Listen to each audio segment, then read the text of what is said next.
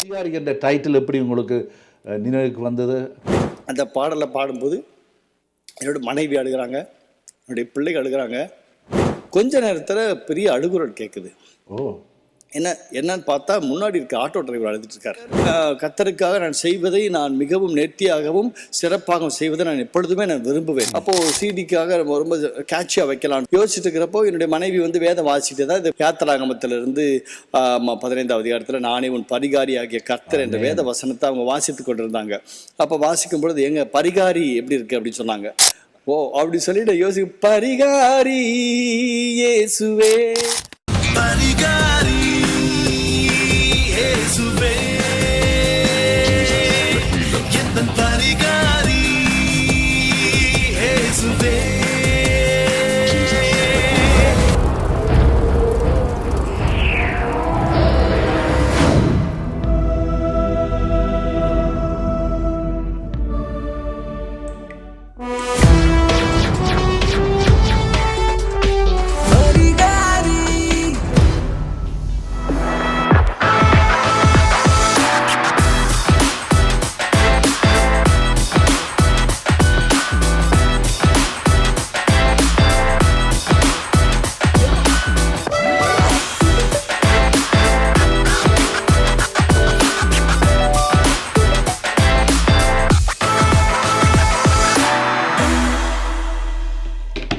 வணக்கம் அன்பு உறவுகளே, கர்த்தருக்கே எல்லா மகிமையும் உண்டாகட்டும். மீண்டுமாக பரிகாரி மினிஸ்ட்ரீஸ் சகோதரன் எட்வர்ட் ராஜ் அவர்களோடு நாங்கள் இணைய இருக்கின்றோம். இன்றும் அவர்கள் குறித்து பல விடயங்களை நாங்கள் கேட்க இருக்கிறோம். அதன் மூலம் பாடல்களை கேட்க இருக்கிறோம். வாருங்கள் நிகழ்ச்சிகளே செல்லலாம். பிரைஸ் லார்ட், கர்த்தருக்கு ஸ்தோத்திரம். வணக்கம், எப்படி இருக்கிறீங்க? நல்லா இருக்கிறேன், ஆண்டவருடைய கிருபை நம்மளை தாங்குது. ஆமாம், மிகவும் மகிழ்ச்சி. Welcome back. இன்றைய நாளில் நாங்கள் 2 கேள்விகளோடு இணைய இருக்கிறோம். முதலாவதாக, உங்களுடைய முதல் சிடி, முதல் ஆல்பம் வெளியிட்டது எப்பொழுது? அதே நேரத்தில் அதனுடைய அதனுடைய டைட்டில் எப்படி தெரிந்து கொண்டீர்கள்? அந்த டைட்டில் எப்படி உங்களுக்கு, அந்த பரிகாரி என்ற டைட்டில் எப்படி உங்களுக்கு நினைவுக்கு வந்தது? ஏன் என்ற காரணத்தை சொல்லுங்கள். அது மாத்திரமல்ல, அதன் பின்புதான் அந்த டைட்டில் பாடலையும் நீங்கள் பாடி சிறப்பிக்கும்படி உங்களை அன்போடு கேட்டுக்கொள்கிறோம். சொல்லுங்கள். கண்டிப்பாக. என்னுடைய சிடியினுடைய டைட்டில் பரிகாரி என்று சொல்லி, பரிகாரி இயேசுவே என்று சொல்லி நாங்கள் வைத்தோம். இதற்கான காரணம், பாடல்கள் எல்லாம் எழுதியாகிவிட்டது, இயற்றியாகிவிட்டது. அதனுடைய எப்படியாக முதல் பாடலை நாங்கள் பதிவு செய்வதற்காக நாங்கள் ஆயத்தமானோம் என்பதை நான் சொல்லிவிடுகிறேன். முதலாவதாக, பாடல் பதிவு என்பது என்னுடைய எண்ணத்தில் இல்லை. அதாவது பாடல்கள் எழுதி கொண்டே இருந்தேன். பொல்லாப்பு நேரிடாது அந்த பாடலில் துவங்கி அநேக பாடல்களை எழுத துவங்கினேன். அப்பொழுது என்னுடைய ஒரு கசப்பான ஒரு சூழ்நிலையினூடாக ஆண்டவர் நாங்கள் தற்கொலைக்கு நேராக செல்லும் பொழுது அந்த நேரத்திலே நாங்கள் முடிவெடுக்க வேண்டிய நேரம் அது. அந்த நேரத்தில் எனக்கு இந்த நீங்க மட்டும் இல்லாதிருந்தா என்ற பாடலுக்கான ஒரு சூழ்நிலை கொடுத்தார். அதாவது வேத புத்தகத்தை வாசித்து நாங்கள் ஜெபிக்க நாங்கள் செல்லும் பொழுது கர்த்தர் எல்லாரும் என்னை விட்டு போயிட்டாங்களே என்று சொல்லி நாங்கள் வந்து கதறி அழுத பொழுது, நான் உன்னுடனே கூட இருக்கிறேன், நீ பயப்படாதே என்று சொல்லி ஏசாயா 41:9 வசனத்தின் மூலமாக எங்களை அருமையாக தேற்றினார். அதனாலே அந்த தேற்றப்பட்ட சூழ்நிலையிலே அந்த பாடலை அடுத்த நாள் காலையிலே நான் செல்லும் பொழுது வழிகளிலே அநேக நியூஸ் பேப்பர்களிலே ஒரு செய்தி இருந்தது. என்னவென்றால், தொழிலதிபர் குடும்பத்தோடு தற்கொலை, கடன் தொல்லையினாலே என்று சொல்லி குடும்பத்தோடு தற்கொலை செய்து கொண்ட சூழ்நிலைகள். இன்னுமாக அந்த நேரத்தில் யுஎஸ் அங்கே வேலை இழப்பு, அது ஐடி சம்மந்தப்பட்ட காரியங்களிலே ஒரு மிகப்பெரிய ஆக்ஷன் வந்து கவர்மெண்ட் எடுத்துகிட்டு இருந்தது. அப்போ வந்து ஐடி ஃபேமிலியில் இருக்கவங்க நிறைய பேர் வந்து தன்னுடைய குடும்பமாக வேலை போன உடனே இதுக்கப்புறம் எதிர்காலம் என்னவென்று தெரியாதபடினாலே அவர்கள் கன் அங்கே லைசன்ஸ் எல்லாம் இருந்தது இல்லையா, அதனால ஒருவர் ஷூட் பண்ணி கொண்டு இறந்து போனார்கள் என்று சொல்லிலாம் வேதத்தை அந்த செய்தித்தாளில் வாசித்த பொழுது நம்முடைய ஊர்லேயே நடக்குது, வெளிநாடுகளே நடக்குது. ஒரு நம்பிக்கை வந்து எதிர்கால வாழ்க்கைக்கு நாம் என்ன செய்வோம் என்று திகைத்து நிற்கின்ற வேளையில கர்த்தருடைய வார்த்தை வார்த்தை, அதாவது உமது வேதம் எனது மனமகிழ்ச்சியா இராதிருந்தால் என் துக்கத்தில் அழிந்து போயிருப்பேன் என்று வேதத்தில் வாசிக்கிறோம் அல்லவா? அதுபோல ஆண்டவருடைய வசனத்தையும் அவர் சொல்லுகின்ற அந்த வார்த்தைகளையும் அவர் கொடுக்கின்ற நம்பிக்கையும், நான் உயிரோடு கூட இருக்கிறேன், நான் உன்னோடு கூட இருக்கேன் என்று சொல்லுகிற அந்த வார்த்தை அறியாத ஜனங்கள் தான் தற்கொலை நோக்கி செல்லுகிறார்களே. ஆண்டவரே, நீங்க மாத்திரம் என்னுடைய வாழ்க்கையில நேற்றைய தினத்தில் நீங்க பேசாம இருந்திருந்தீங்கன்னா ஒருவேளை என்னுடைய வாழ்வு முடிந்திருக்குமே ஆண்டவரே. நாங்கள் குடும்பமா விஷம் குடித்து சாகலாம் என்றளவோ இருந்தோம், ஆனாலும் உங்களுடைய வார்த்தை வந்து எங்களை தேற்றினால இன்னைக்கு நான் உயிரோடு இருக்கிறேன் ஆண்டவரே என்று சொல்லி தான் அந்த பாடலை நான் எழுதினேன். அந்த பாடலை மிகுந்த கண்ணீரோடு கூட தான் எழுதினேன். எழுதி வீட்டிற்கு திரும்பி வந்த உடனே அன்று இரவு ஜபத்தில் எல்லாரும் அமர்ந்திருக்கும் பொழுது நான் என்னுடைய புதிய பாடலை பகிர்ந்து கொண்டேன். இங்கே பாருங்கப்பா, புதிய பாட்டை நீங்கள் கொஞ்சம் கேளுங்கன்னு சொல்லிட்டு நான் அந்த பாடலை பாட ஆரம்பிக்கிறேன். அந்த பாடலை பாடும்போது என்னோட மனைவி அழுகிறாங்க, என்னுடைய பிள்ளைகள் அழுகிறாங்க, நானும் அழுதுகிட்டே தான் பாடுறேன். பாடி முடிச்சுட்டு ஆண்டவர் ப்ரைஸ் பண்ணிட்டோம். தென் அன்றைக்கி நெக்ஸ்ட்டு சண்டே வந்தது, கம்மிங் சண்டே. அப்போது நாங்கள் ஃபேமிலியாக அந்த 2 வீலரில் எங்களால் போக முடியாதுன்றனால நாங்கள் ஒரு ஆட்டோ பிடிச்சி போவோம் சர்ச்சுக்கு, ஏர்லி மார்னிங் சர்வீஸ்க்கு. ஸோ நாங்கள் போகும் பொழுது என்னுடைய மனைவி சொன்னாங்க, எங்கே அந்த நீங்கள் நேற்று ஒரு பாட்டு கம்போஸ் பண்ணியிருந்தீங்க இல்லைங்க, அந்த பாட்டை பாடுங்கன்னு சொல்லி அவங்க சொன்னாங்க. சொல்லும் பொழுது உடனே நான் எதார்த்தமாக அந்த பாடலை பாட ஆரம்பித்தேன். நீங்கள் மட்டும் இல்லாதிருந்தா என்று சொல்லி நான் எந்த மியூசிக் இன்ஸ்ட்ருமெண்ட் இல்லை, ஒன்றும் இல்லை, சும்மா பாட ஆரம்பித்தேன். கொஞ்ச நேரத்தில் பெரிய அழுகுரல் கேட்குது. என்னன்னு பார்த்தா முன்னாடி இருக்க ஆட்டோ டிரைவர் அழுதுட்டு இருக்கார். எங்களுக்கு ஒன்றும் புரியலை. அப்போது என் மனைவி சொல்கிறாங்க, நீங்கள் ஸ்டாப் பண்ணாதீங்க, நீங்கள் பாட்டை பாடுங்க. அப்போ நான் பாட்டை பாடிக்கிட்டே வரேன். அப்போது எங்களுடைய டெஸ்டினேஷன் வந்துருச்சு. அதுக்கப்புறம் நான் அந்த சகோதரனுக்காக நான் அவரை விசாரித்து விட்டு அவருக்கு ஜெபித்து விட்டு நாங்கள் கீழே இறங்கி வந்தோம். அப்பொழுது என்னுடைய மனதில் மிகுந்த பெரிய தாக்கம் உண்டானது. என்னது, நம்ம சாதாரணமாக பாடுற பாட்டு அவங்களுக்கு இவ்வளவு பெரிய ஆறுதலாக இருக்குது. அப்போது இதை கண்டிப்பாக நம்ம ஜனங்களுக்கு எப்படியாவது நம்ம செலவு பண்ணி கொண்டு போகணும் என்று சொல்லிட்டு நாங்கள் அந்த பாடலை பதிவுக்கான வேலைகளை ஆரம்பித்தோம். எங்களோட கைகளில் ஒன்றுமில்லை, ஆனாலும் கூட கர்த்தருக்காக நான் செய்வதை நான் மிகவும் நேர்த்தியாகவும் சிறப்பாகவும் செய்வதை நான் எப்பொழுதுமே நான் விரும்புவேன். அதனாலே அந்த பாடலுக்காக நான் ஒவ்வொரு பாடலையும் நான் சிறப்பான முறையில் இன்னொன்று என்ன, எனக்கு பெரிய அட்வான்டேஜ் என்னென்னா, என்னோடய மியூசிஷியன்ஸ் எல்லாருமே எனக்கு அதிக காலமாக பழக்கமாக இருந்தபடினாலே நான் பாடல்களை எழுதியிருக்கிறேன். எனக்கு இசை வாசித்து கொடுங்கள் என்று சொல்லும் பொழுது எல்லாருமே எனக்கு அந்த முதல் வால்யூமுக்கு தங்களுடைய பங்கினை கொடுத்தார்கள். அதாவது என்னிடத்தில் பணம் பெற்றுக்கொள்ளாமலே அவர்கள் கொடுத்தார்கள் அந்த இசை காரியங்களை. ஸோ அதனாலே அந்த பாடல் சிடியானது நல்லபடியாக நடந்து முடிந்தது. இந்த பாடலையும் நாங்கள் பதிவு செய்து முடித்தோம். முடித்த பிற்பாடு என்ன டைட்டில் வைக்கலாம், அப்போ இந்த பரிகாரி பாட்டுன்னு எழுதுற என்ன டைட்டில் வைக்கலாம், இயேசு உங்களை நேசிக்கிறான்னு வைக்கலாமா, இயேசு உங்களை தேற்றுகிறான்னு வைக்கலாமா, இயேசு உங்களை குணமாக்குறார், ரொம்ப பெருசாக இருக்குது டைட்டிலு, ரொம்ப கேட்சியாக வைங்க. ஏன்னா எல்லாருமே சின்னதாக வைக்கிறாங்க, அது ரொம்ப கேட்சியாக இருக்கும். இது ஏன்னா அப்புறம் சிடி தானே மார்க்கெட் இப்போ நமக்கு. அப்போது சிடிக்காக ரொம்ப கேட்சியாக வைக்கலான்னு சொன்னால் அப்படியாப்பா அப்படின்னு சொல்லி நான் யோசிச்சுக்கிட்டே இருக்கிறேன். யோசிச்சுட்டு இருக்கிறப்போ என்னுடைய மனைவி வேதம் வாசிக்கிட்டே தான் இதை பேசிட்டு இருக்கிறாங்க. அப்பொழுது யாத்திராகமத்திலிருந்து 15வது அதிகாரத்தில் நானே உன் பரிகாரி ஆகிய கர்த்தர் என்ற வேத வசனம் அவங்க வாசித்து கொண்டிருந்தாங்க. அப்போ வாசிக்கும் பொழுது எங்க பரிகாரி எப்படி இருக்கு அப்படின்னு சொன்னாங்க. சொன்ன உடனே பரிகாரி டிஃபரெண்டாக பரிகாரி பரிகாரி பரிகாரி அப்படி சொல்லிட்டு பரிகாரி இயேசுவே அப்படின்னு சொல்லிட்டு உடனே வாயில் ஒரு ராகம் பிறந்துருச்சு.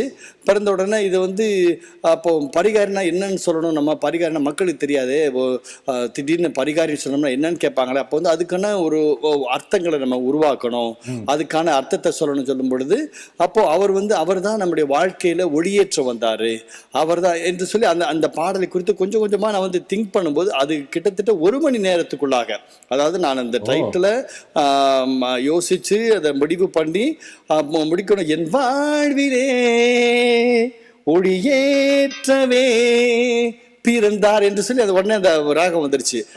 உடனே ராகம் வந்துட்டு இந்த வார்த்தையை வந்துருச்சு. Okay then okay let us கோன்னு சொல்லிட்டு அப்படியே ஒவ்வொன்றா நான் அந்த அவரை பற்றி பரிகாரி இயேசுவே அவர் என்ன செய்கிறார், உங்களுடைய பாவங்களை போக்கிட, உங்களுடைய சாபங்களை நீக்கிட அவர் தன்னுடைய குருதியை சொரிந்தார். ஏனென்றால் ஜனங்கள் இந்த நாட்களில் தங்களுடைய பாவங்கள் மன்னிக்கப்பட வேண்டும் என்பதற்காக தங்களுடைய பாவங்கள் கழுவப்பட வேணும், ஜென்ம சாபம் நீங்கணும் என்று சொல்லி அநேக பரிகாரங்களை தேடிக்கொண்டிருக்கிறார்கள். அதற்காக நதிகளை தேடி ஓடுகிறார்கள், சமுத்திரங்களை தேடி ஓடுகிறார்கள், மலைகளை தேடி நாடி ஓடுகிறார்கள், தன்னுடைய உடலை மிகவும் வருத்தி கொண்டு அழுது புரண்டு ஓடுகிறார்கள். அது மாத்திரமல்ல, தங்களுடைய சரீரத்திலிருந்து இரத்தத்தை சிந்திக் கொள்ளுகிற ஜனங்களையும் நாம் பார்க்கிறோம் அல்லவா? ஆமென். தங்களுடைய சரீரத்தை காயப்படுத்தி கொண்டால் அல்லது பலவிதமான காரியங்களினாலே தங்களுடைய உடலை சேதப்படுத்திக் கொண்டு ரத்தம் சிந்துவதனாலே பாவம் மன்னிக்கப்படுகிறது. அல்லது கோழியின் ரத்தம் அல்லது ஆட்டுக்கடாவின் ரத்தம் என்று சொல்லி அந்த மித்தவைகளை நம்புகிறார்களே தவிர நமக்காக பரிகாரம் செய்வதற்காக குருதி சிந்திய இயேசு கிறிஸ்து குறித்து ஜனங்கள் அறியவில்லையே. அதனால் இந்த காரியத்தை நிச்சயமான அறிவிக்க வேண்டும். அவரை அறிந்தால் சகல நன்மையும் அவர்களுக்கு உண்டாகும் அல்லவா? நிச்சயமாகவே ஆமென். அவர்கள் குணமாக்கப்படுவார்கள், அவருடைய வாழ்க்கையிலே நன்மை உண்டாகும், சமாதானம் பெருகும் என்று அந்த முதலாவதாக பரிகாரி என்கிறதான அந்த கருத்தை முதலாவது சரணத்தில் வைத்தேன். இரண்டாவது சரணத்தில் கர்த்தராகிய இயேசு கிறிஸ்துவை உங்களுடைய வாழ்க்கையில இரட்சகராக ஏற்றுக்கொண்ட பின்பு உங்களுடைய வாழ்க்கையில் என்ன நடக்கும்? மாறாவின் தண்ணீர் மதுரமாகும் அல்லவா? உங்களுடைய தீராத கண்ணீரை தேற்றிடுவார், ஆராய்ந்து முடியாத செயல்களை செய்திடுவார் என்று சொல்லி உங்களுடைய போராடும் வாழ்க்கைக்கு ஒரு ஜெயத்தை கர்த்தர் நல்குவார் என்று சொல்லி அந்த சுவிசேஷ பாடலாக அந்த பாடலை எழுதி முடிக்க கர்த்தர் உதவி செய்தார். அந்த பாடலை மிக அருமையாக இசையமைத்து சிடியில பார்க்கும்போது அந்த முதல் பாடலே பின்னுக்கு எல்லா பாடலையும் கேட்க வேண்டும் போன்ற ஒரு உற்சாகத்தை கொடுத்துரு. ஹிட் சாங்ஸா இருந்தது.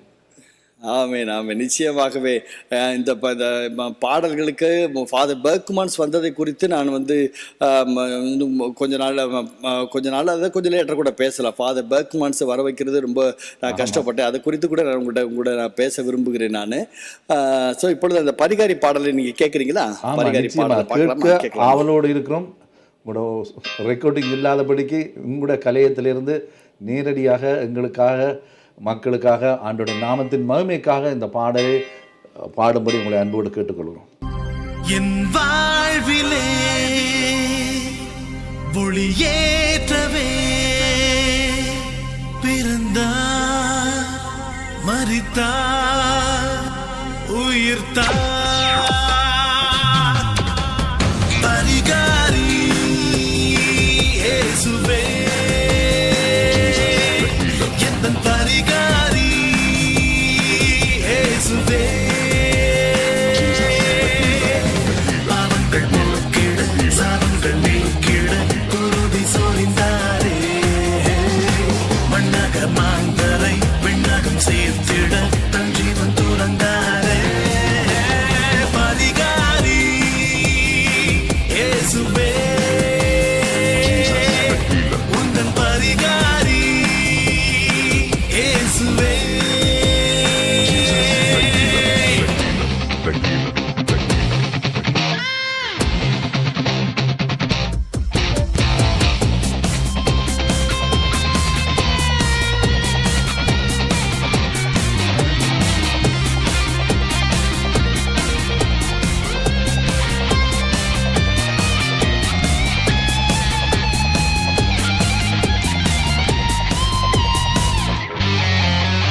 நதி நீரும் கடல் நீரும் கரை நீக்குமோ, நீர் பனி செலுத்தும் விலங்கெல்லாம் வினை தீர்க்குமோ.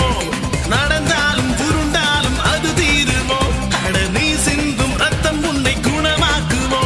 கல்வாரி இயேசு ரத்தம் உன் பாவக்கரை நீக்கும்.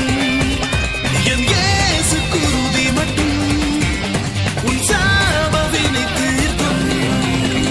பரிகாரி இயேசுவே, உந்தன்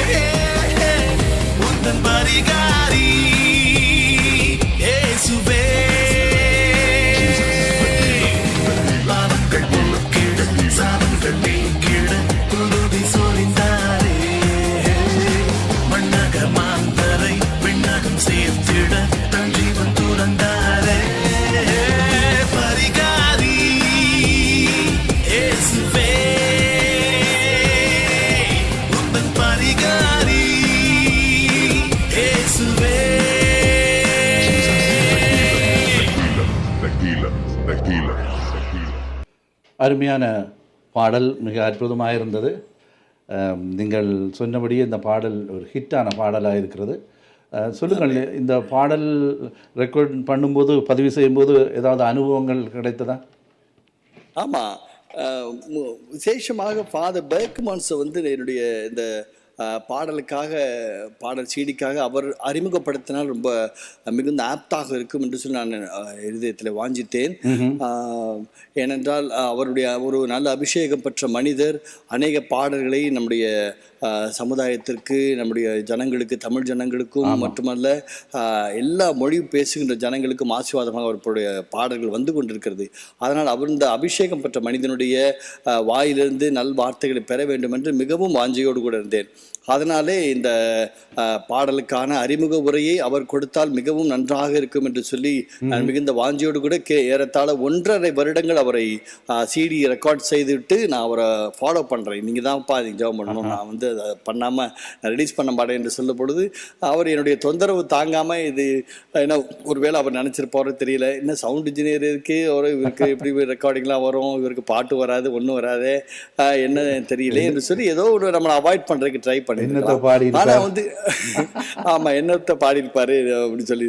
ஆனா வந்து பாத்தீங்கன்னா ஒரு மொழியா ரொம்ப கம்பல் பண்ணி ஒரு பிடிச்சிட்டேன் அவரை. சென்னைக்கு வந்திருந்தப்போ பிடிச்சோன்னா சரின்னு வந்து வந்தாரு. வந்துட்டு ஒரு ரெக்கார்டிங் செஷன் ஆடுவோம். சரி வந்து பாட்டுகளை முதல்ல நான் வந்து கேட்குறேன் தம்பி, கேட்டு நான் சொல்றேன் அப்படின்னாரு. சரின்னு சொல்லிட்டு முதலாவது பாட்டால் இந்த பாட்டை போட்டோன்னா அவர் சீட்டில் உட்காந்து குதிக்கிறாரு. இப்படி உட்காந்து ஏய் டேய் என்னடா டேய் அப்படின்னு ரொம்ப ஜாலியாக, ரொம்ப இது பண்ணி சூப்பராக இருக்கடா, ரொம்ப அருமையாக இருக்கடா அப்படின்னு சொல்லிட்டு ரொம்ப மிகவும் அழகாக என்கரேஜ் பண்ணிவிட்டு ஸோ அந்த அது ரொம்ப சந்தோஷமாக இருந்தது. அவருடைய அந்த என்கரேஜ்மெண்ட் வந்து ரொம்ப சந்தோஷமாக இருந்தது. அது மாத்திரமல்ல, அந்த பாடலில் அந்த 2வது பாடலாக கலங்குவதன் என்ற ஒரு பாடல் வரும். அந்த பாடல் வந்து அவருடைய வாழ்க்கையில் அந்த நேரத்தில் அவருக்கு மிகவும் தேற்றுதலாக இருந்தது. அவருடைய பாடல்கள் நம்மளை அநேகமாக தேற்றிக்கிட்டு இருக்குது. பார்த்தீங்கன்னா பை காட்ஸ் கிரேஸ் வந்து அந்த கலங்குவதன் என்ற பாடல் ஃபாதர் பெர்க்மன்ஸ் அந்த நாளுக்கு மினிஸ்ட்ரி பண்ணுச்சு.